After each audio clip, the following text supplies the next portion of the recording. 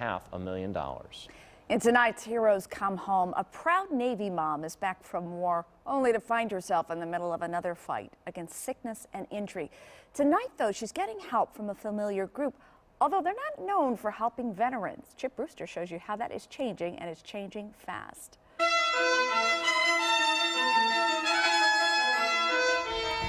This little guy's name is Augustine, and he's just shy of 1 year old. He doesn't know it, but his family has been through a lot. In 1999, his mom, Dee Dee Topping, joined the U.S. Navy.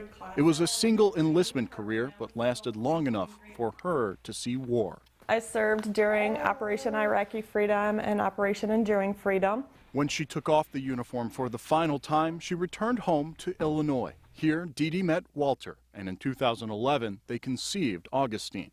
In November of that year, things took a turn for the worse. Walter lost his job and suffered a traumatic brain injury. Suddenly, Dee Dee was taking care of both her newborn and his father.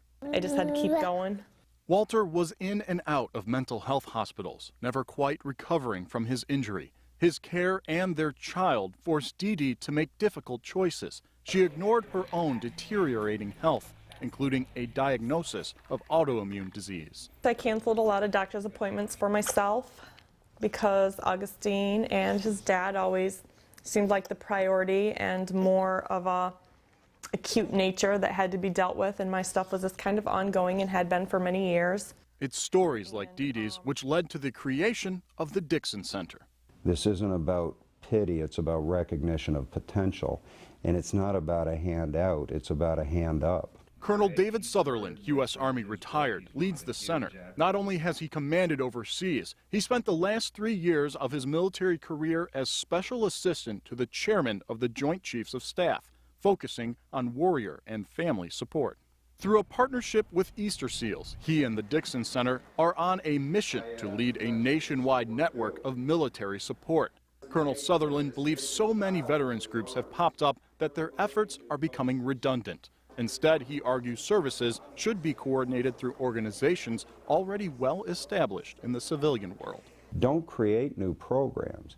Just one, be inclusive, use your network to be inclusive of the veterans and the families, and then use your leadership to bring these groups together.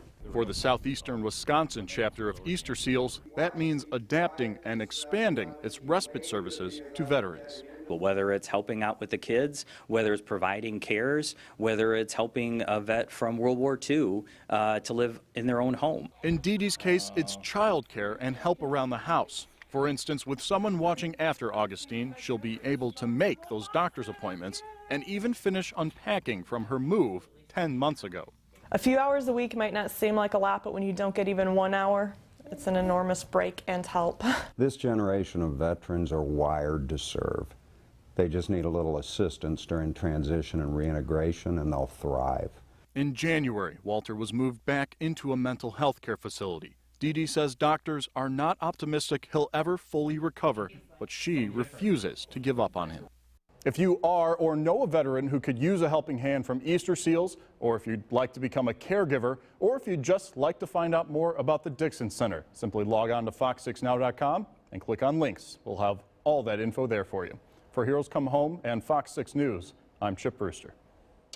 Parents, it's 10 o'clock. Do you know where your children are? Live from our Milwaukee studios with stories that matter.